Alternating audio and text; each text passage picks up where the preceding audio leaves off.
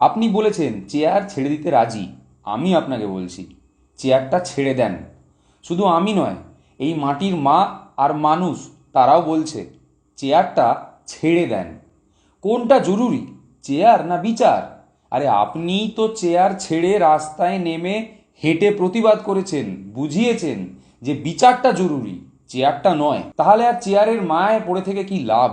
চেয়ারটা আপনি ছেড়েই দেন। চেয়ারটা যদি চলে যায় তাহলে কাঠের মিস্ত্রি চেয়ার বানিয়ে দেবে আবার।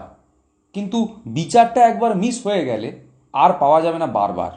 তাই বলছি, এইবার সময় এসেছে, শপথ নেন আর চেয়ারটা ছেড়ে দেন। ওরা বিচার চায় না, ওরা চায় চেয়ার।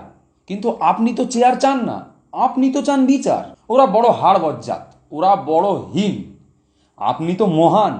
আপনি দয়া করে চেয়ারটা ছেড়ে দেন। ইতিহাস মনে রাখবে আপনাকে, সত্যি বলছি, হাওয়াই চপ্পলের দিব্যি। ইতিহাস মনে রাখবে যে তিলোত্তমার বিচার চেয়ে আপনি চেয়ার ছেড়েছিলেন। তাই আপনাকে বলছি চেয়ারটা এই সময় ছেড়ে দেন। লাইভ স্ট্রিমে হবে বৈঠক, হবে পার্টির মিটিং, হবে ভোট লুট। লাইভ স্ট্রিমে হবে ভোট লুট, কিন্তু ডাক্তারদের সাথে মিটিং হবে বন্ধ ঘরে। হ্যাঁ, আর ভিডিও হবে এডিট। এত নাটক কেন? কি দরকার?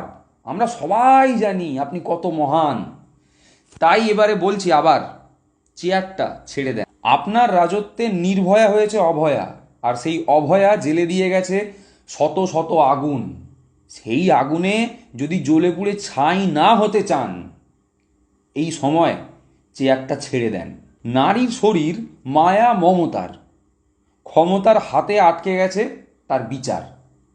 এমন ক্ষমতা হাতে রেখে কি লাভ বলুন তো? কোনো লাভ আছে?